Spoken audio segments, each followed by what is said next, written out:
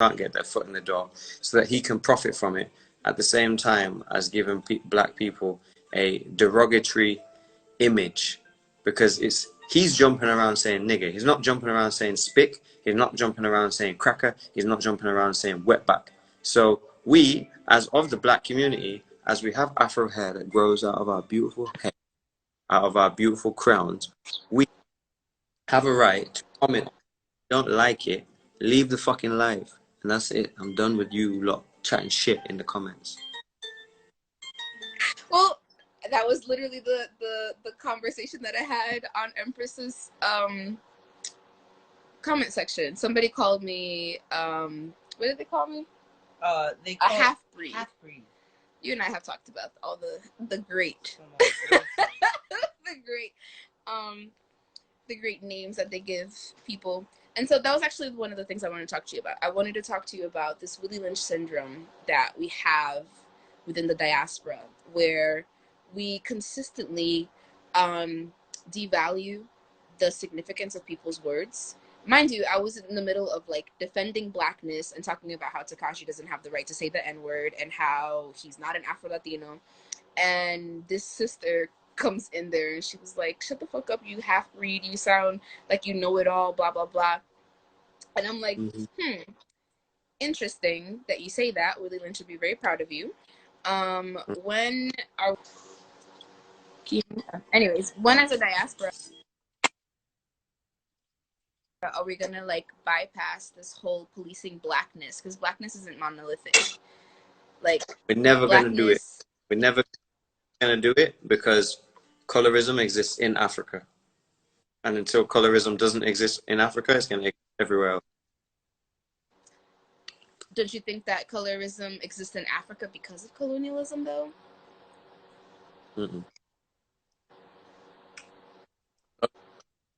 Help to exacerbate, but colorism is intrinsically linked to superstition. So, like, all the sacrifices of people with albinism. Some Europeans came about because people with albinism were banished out. Classism. So if you are of darker complexion, then that means that you have to work outside. And so you are considered of a lower class, lower caste, and that's how the caste systems were created. And also, I think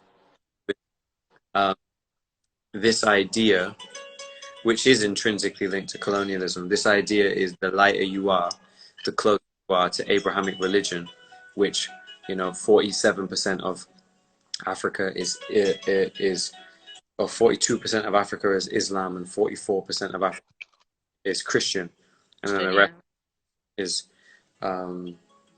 the rest is indigenous spiritual practices. But it's just like, hang on, so we've only got 6% of our indigenous like cultural wisdom and heritage as system. So until we remove that idea that you have to learn Arabic and pray to Allah to be closer to God, or you have to be of a lighter complexion so that you can be closer to the white angels and the white, colorism isn't going nowhere. That's unfortunate and heartbreaking. My dream is for Afro-Latinos and African nationals, and honestly just Black people from the entire diaspora, to go back to the places where those ancestral wisdoms are still prevalent and exist.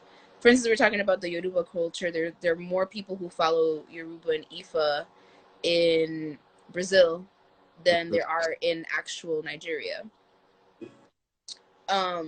So if there were ever this sense of real Pan-Africanism where Black people learned from each other across the diaspora, then you wouldn't have Nigerians in Nigeria who are Yoruba, who have only grown up with Christianity, who've lost that tradition.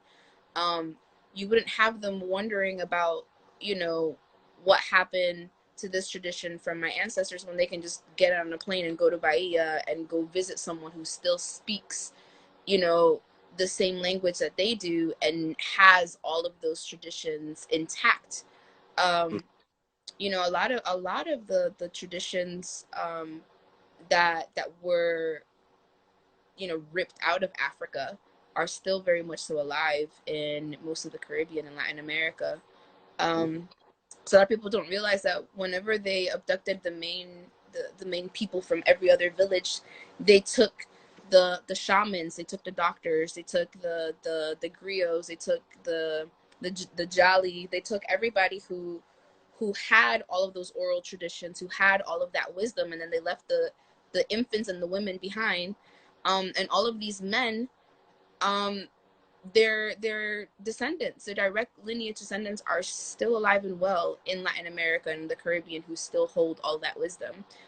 It was passed down and it still exists. I just feel like the answer to a lot of our diasporic issues is within the diaspora. Like, you don't have to. Wait, gonna finish. Come back here. Mm-hmm. Come back. It's gonna finish.